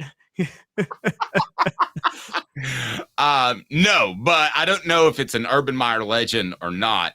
Urban Meyer legend. Yes, there we go. Before we get to the next one, it's brought to you by Don Self. Customer service still matters. State Farm agent Don Self in the Chattanooga area, Ooltewah, and Collegedale. DonSelf.net, right below DonSelf.net. 423-396-2126.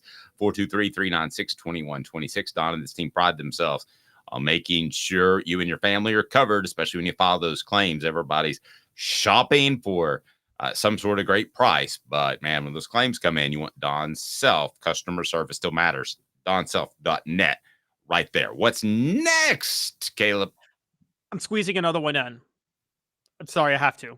Okay. Another similarity between Majors and Jim Harbaugh. And you can tell me if I'm out of left field for this. And I got I have the major difference coming up between the two. I'm your huckleberry. Okay. The biggest one. They got the program rolling at a high level only after a coach from a neighboring state at a powerhouse program retired. Urban Meyer leaving Ohio State and Vince Dooley leaving Georgia. Oh, yeah. That's very good. It's very good. Yeah. Now, also a state that they recruit in a lot, too. State that they recruited. Yeah. So Ryan Day is the new drunken Ray Golf. I didn't cover that area, but I kind of did because I covered Pennsylvania. So a lot of the Pennsylvania guys would also be interested in Ohio State and Michigan. So I kind of knew the area better than I should have. If Michigan won, let's say 20% of the battles in Ohio, that's a big win. I would be interested to go back and see if they won 30% over the past couple of years because of Jim Harbaugh. Much like Tennessee started winning 30 or 40% of the battles they wanted to win in the Atlanta area when they were building a championship team. So that's a very, very good one. Very insightful. You only get that on Off the Hook Sports. Hit like and subscribe. He's Caleb Calhoun, the superstar. Go ahead. All right. So the next one, and this is a big one. The offensive line coach that was promoted to offensive coordinator and took the help, and right at the same time the program was taken to the next level, stepped in for the head coach when the head coach couldn't coach some games and won every game, including big games against top 10 programs. Michigan beating Penn State and Ohio State with Sherrod Moore, and Fulmer beating Georgia and Florida in place of Johnny Majors, to the point that by the end of the year, everybody assumed that was going to be the next head coach. Everybody wanted Fulmer over Majors, and everybody's assuming Jim Harbaugh's leaving and Sherrod Moore's just going to take over anyway for Harbaugh.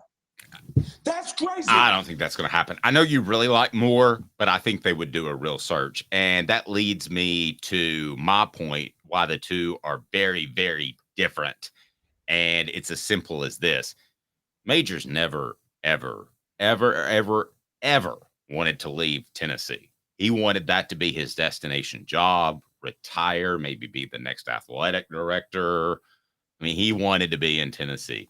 Jim Harbaugh looks like he's taken the first NFL charter plane out of there. He just hired Don Yee, an agent who represents, I believe, Aaron Rodgers. Jim Harbaugh is so ready to go. It's like his rear's on fire. That's the big monstrous difference between the two marriages. Majors would have done anything for the University of Tennessee. Jim Harbaugh views Michigan as a job. He does. I agree with you on that. Also, another one, Jim Harbaugh versus Johnny Majors in respect levels, because you bring it up, not just the cheating scandals with Harbaugh, but the Majors was such a good interview. He's the best interview. I was so young that I couldn't say I was there myself, but all you got to do is watch old YouTube clips. If I could ever interview anybody that was ever in sports, it'd be Johnny Majors, because he'll answer any question you ask him. Or he would have. He will. And the Johnny Majors show was legendary. I'm sure you remember waking up and watching that thing, don't you? Well, I don't, because again, I was 4 when Johnny Majors was forced out. But I've seen clips. Sorry. Yeah, but he would just call players out. Like, he would. Bob's got to do better than that. We taught Bob all week not to do that, and he's got to be better than that. And nowadays, he's what made coaches' shows like popular. Was because of him. And nowadays, the Josh Heupel show, it's a great flowery feature on the backup long snapper. That takes up like 5 minutes of the show. It's totally useless. And here's why that's a big deal. because Harbaugh, as you know, is terrible with the media. He's the worst interview possible. Like Harbaugh is like, he does not want to talk to the media at all. And you can tell. I have it on what I believe to be good authority that one of the reasons that the perception that ESPN hated Tennessee in the 90s was true. However, and you have it too, because you said that ESPN voters actively voted for Charles Woodson over Peyton Manning in 1997. My philosophy on that is that I think, because I've seen old ESPN clips, you should see Lee Corso. He trashes Tennessee after Johnny Majors is forced out. He just utterly trashes them. I believe a lot of national reporters did not like Philip Fulmer because of what happened with Johnny Majors, and I think they had it. They were out to get Fulmer because of that for a long time. Really? Because who's a better? If you're a reporter, Dave, who would you rather be in the press conference, Johnny Majors or Phil Fulmer? Philip wasn't bad to work with, though. But who's going to give you gold for a story? Who's going to give you the golden quotes? It's Majors. Yeah, that's true. But Dooley did the same, but I'd rather cover a Lane Kiffin. I'm sorry. Well, I mean, Dooley was kind of the same, but I'd rather cover a Lane Kiffin who gave me good solvent answers and was willing to kind of guide me off the record. And in retrospect, I wouldn't have said this now, towards the truth. I mean, Derek Dooley wouldn't give out his cell phone number, which I always thought was incredibly odd. Yes, but Kiffin would give you honest answers. Kiffin was going to give you gold in press conferences. Kiffin, how much gold did Kiffin give during the 1 year he was at Tennessee in those press conferences? Dooley, I know he gave good quotes a lot of times, the coaching how to shower or whatever. They were weird quotes, but the thing I would say with Dooley is, didn't he always talk to you like he was so much smarter than everybody else in the room? And it kind of rubbed you the wrong way. You covered him. Didn't that the vibe he tried to give off? This is going to sound cocky. It didn't me because I'm pretty cocky. But, I mean, some people I'm sure did. That's what I mean. Majors didn't talk to you like he was smarter than you. Majors it was almost like a Mike Leach thing. He's just like, I'm going to answer any question you ask me. And Majors, it was like I bumped into the guy and he was having his whiskey sour and I was having my IPA and we're just sitting at the bar. Yes. Back in 1930, let me tell you about this guy. He was really good. He left after a year, just like Lane Kiffin. I don't do a good Johnny Majors impression, but he was phenomenal. You know who was similar to Majors and who also got preferential treatment from the media? Two other people in the 90s, Steve Spurrier and Bobby Bowden. They talked to you like you were sitting at a bar talking ball with them, didn't they? Right. And Steve Spurrier took it to a different level. Does anybody or anyone know that he would call columnists at other papers, that the schools that they were getting ready to play, like he would call John Adams and give him a couple of quotes to get under Philip Fulmer's skin for that week? Call him up. Hey, John. Thought you might want to talk a second. Is this on the record? Certainly is. What do you want to talk about? And he'd work in the shots like you can't spell Citrus Bowl without a U and a T the week of. And to see the opposing coach show up in your paper in a column in an exclusive interview is probably a little frustrating. Funny story about that. 2013. Sorry, Bob and Jay. Go ahead. 2013, when Steve Spurrier, he tried to do damage control, but he accidentally kind of threw Jadeveon Clowney under the bus for his work ethic. Do you remember that, Dave, when he was in South Carolina? I do. And everybody went at him. Now, Jadeveon Clowney was still the number one pick. Here was what I thought at the time, and I don't know if you thought this. I never saw Spurrier for a liar. I never saw Spurrier someone who ever tried to sabotage anybody. I saw Spurrier someone who just gave his opinion. And guess what? Jadeveon Clowney was a lazy player in the NFL, wasn't he? Yes. So how does this? Who are you? Spurrier was never when he calls columnists and maybe give you some good quotes. He's not a liar. When he said something, it was fully honest. And same with Bobby Bowden. Bobby Bowden, whatever you think of Bobby Bowden, he wasn't a liar. No. I mean, neither was Mike Leach. Another one. Who that we've discussed was a liar? Are you insinuating someone? I think Lane Kiffin kept out details when he would speak to you, even if he gave you gold. I think Philip Fulmer kept things quiet. I think Heupel's somewhat of a liar. I do. I don't think Heupel's honest with the media a lot of times. I think Nick Saban has lied.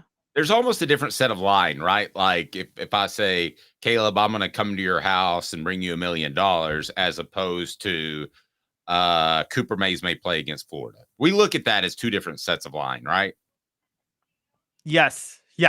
Those are two totally different sets of lying. Gamesmanship. But that's the thing. The coaches were talking about. Bowden, Majors, and Spurrier didn't do gamesmanship. Neither did Mike Leach. They just told you exactly what they felt in the moment. You could ask.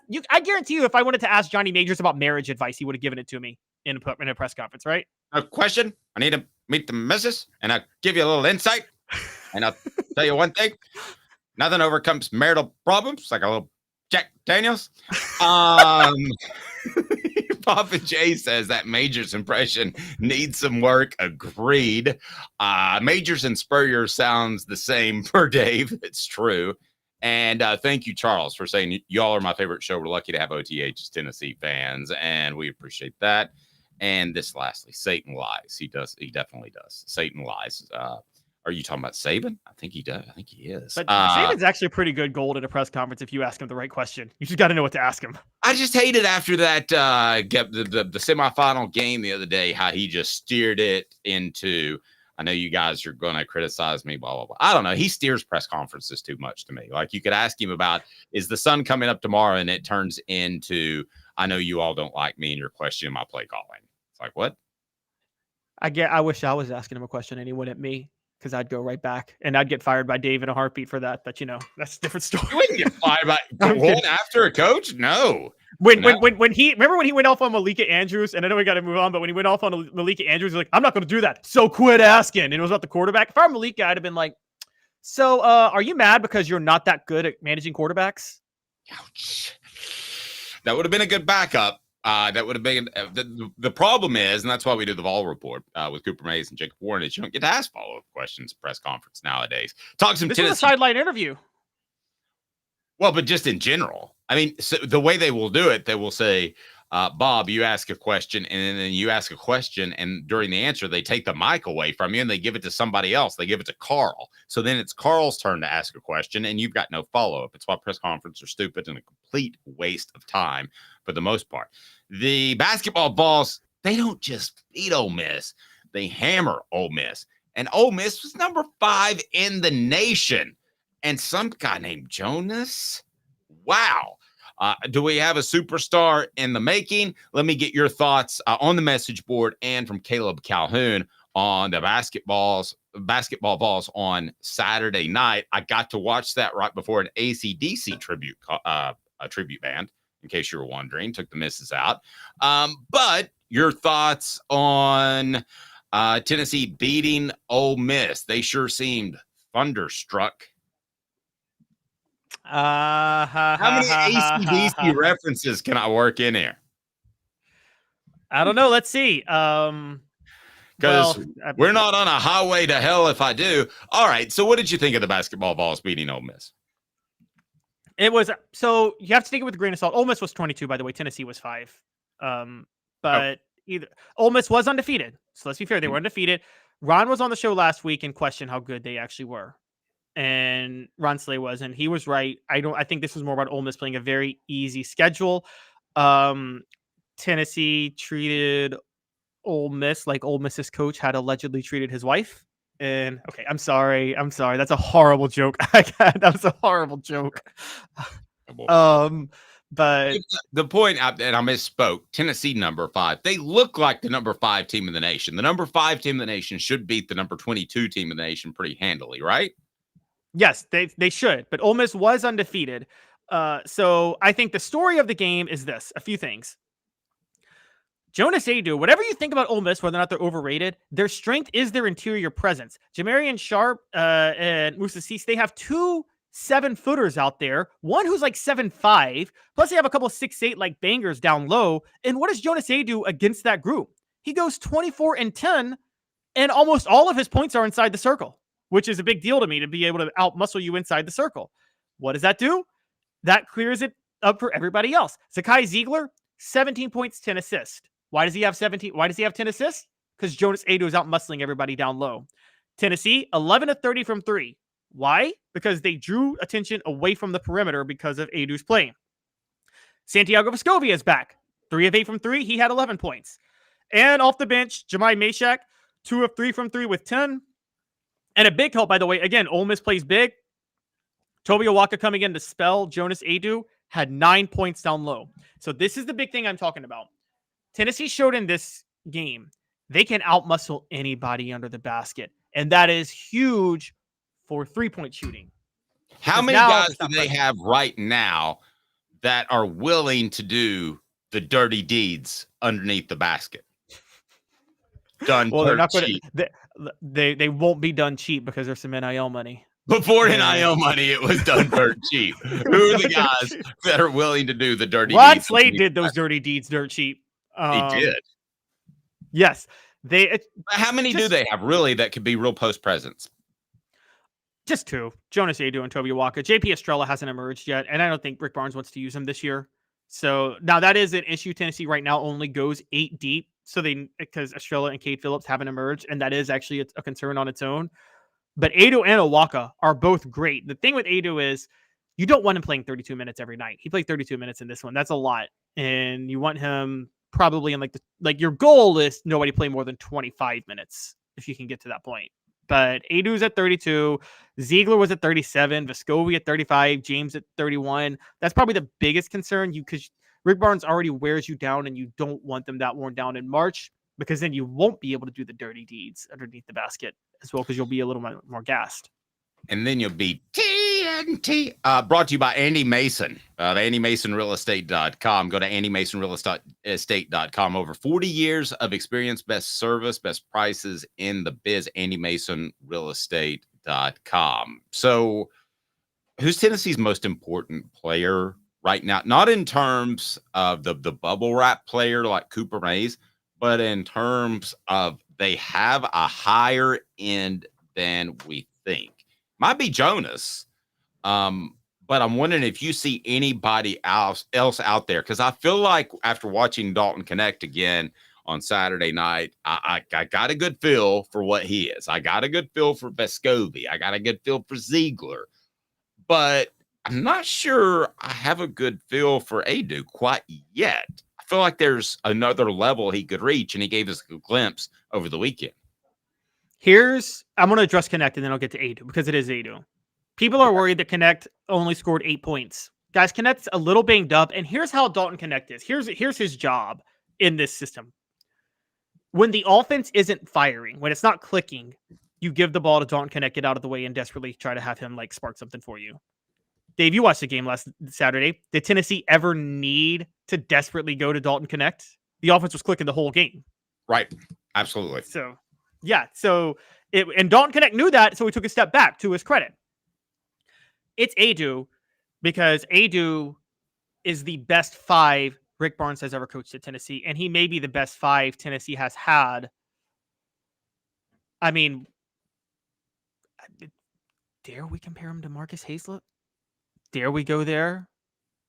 I mean, we're talking a guy that Adu is. It's a 6'11" guy that's out muscling people under the basket, but he can stretch the court and shoot from the outside if he needs to. He's a solid free throw shooter. I'm going to be honest with you, Dave. I see All-American potential in him as a center.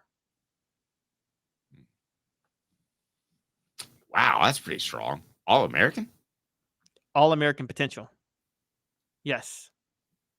Now, there's not as many centers as there used to be. Are you factoring that in? But they give All-American awards based on positionless basketball anyway, so they do factor that in too. I think the centers are there. They're just more skilled. Now, notice, I didn't say he's the best big Tennessee's had in a long time because he's not Grant Williams. But who is the biggest Vols of them all? Another AC/DC reference. Somebody says, if I bring up one more, I'm going to be ringing hell's bells. Continue your point, Caleb. Who's the best big Vols? Is that what you're asking? Who are the biggest Vols of them all? That surprises me. You're that high on Adu. If you're that high on Adu, knowing how you feel about the rest of this basketball team, I think you're going to be disappointed if they're not an Elite 8 team. Is that fair? I'll be disappointed if they're not a Final Four team if Adu stays as good as I think he is. The only thing that holds them back now is depth. Estrella or Cade Phillips, they need to get one extra big person to step up off the bench because they don't have that. However, they still are showing a lot of promise with a lot of their players. So they need one more guard and one more big to step up. You really want to be able to go 10 deep. You want 10 guys averaging at least 10 minutes a game. and right now they're at 8. So that's All the right. one issue. So you got Mississippi State on Wednesday. Have you seen a line on that game yet? What does Vegas think of the Vols? Be sure to hit that like and subscribe button. Turn the notifications on. I'm curious what line may be out there. I'm curious because Tennessee and the voting will come out today. Do they move up from 5? It's quite possible. But you got a line on State for me? Right now, I do not have a line Vegas spread. I don't think that's out yet. It does look like money line is out right now for basketball, and that seems to suggest that nope, sorry, that was January of last year. No line is out. College basketball is not like college football. The lines come out like a day of or something like that. So there's no lines. But Mississippi. So let me ask you this: next step, what would you like to see Tennessee do? Connect has been struggling a little bit later. Somebody messaged that in the message board. Is that something that Tennessee needs to address? Is that a concern? What do you want Tennessee to do before that state game? No, Connect was not struggling on Saturday, guys. Connect was very efficient. He was 50% from the field. He's coming off an injury, and Tennessee's offense was clicking so much that I don't think Tennessee really cared to use him as much as they could have. So I don't think that's a concern. Mississippi State is a very good test for them because, again, they play big. They have a 6'10 senior forward who is 270, another 6'7 forward at 220, both of whom are major presences under the basket, and they are a defensive team. They give up 63 points per game. They play the style of ball, Dave, that I say can't go far in the NCAA tournament, but can give you fits if you care, if you're an offensive team. And so this will at least test Tennessee's offense. And they don't shoot the ball well from 3 at all. They have no outside shooting. So I whatever the under is, guys, take it, because we know Tennessee Tennessee's not able to put together consistent offensive performances under Rick Barnes. They never have been able to.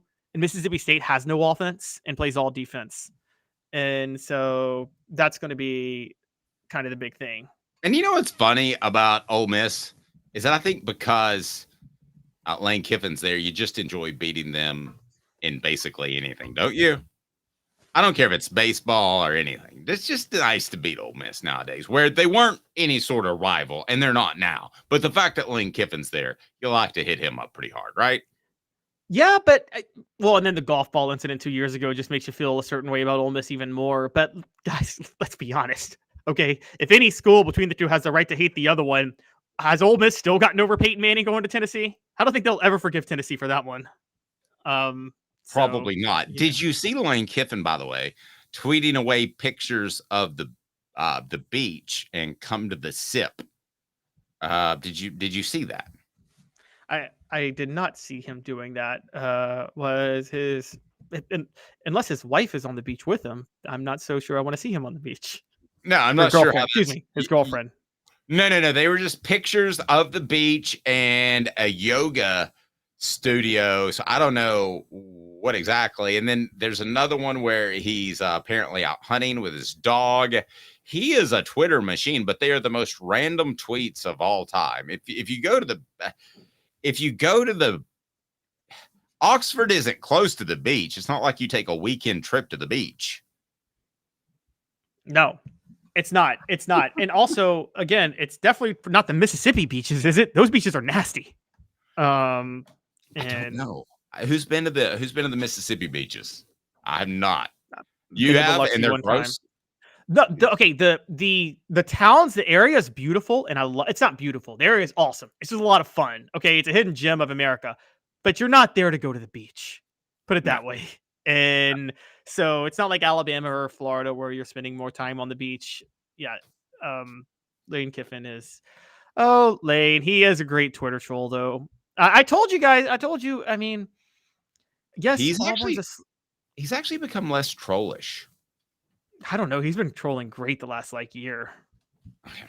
Well, but as far as the way he's been previously, I think he's a little less trollish. But we would be trolled if we were talking about him. He's Caleb Calhoun. I'm Dave Hooker. This has been a presentation of Off the Hook Sports. John Adams to join us on a Tuesday. Hit that like and subscribe button. Hang with me for half a second because I want to check something if we can, as we are remarkably close to a little bit of a milestone that we want to hit. As a matter of fact, just about 40 subs away from a milestone that we want to hit. So if you don't mind, tell a friend. We'd like to hit that by the end of this week. If you're looking at our YouTube page, you can certainly see that. Also, great story by Jimmy Himes on the Vols and what that win against Ole Miss meant. And I will have a breakdown. I know it's created a stir on Twitter about how the Vols should be expected to win 11 regular season games this upcoming year. That'll make even Caleb Calhoun's eyebrows raise a bit. For Caleb, I'm Dave. Off the Hook Sports, 10 o'clock each and every weekday, right here, wherever you stream or podcast.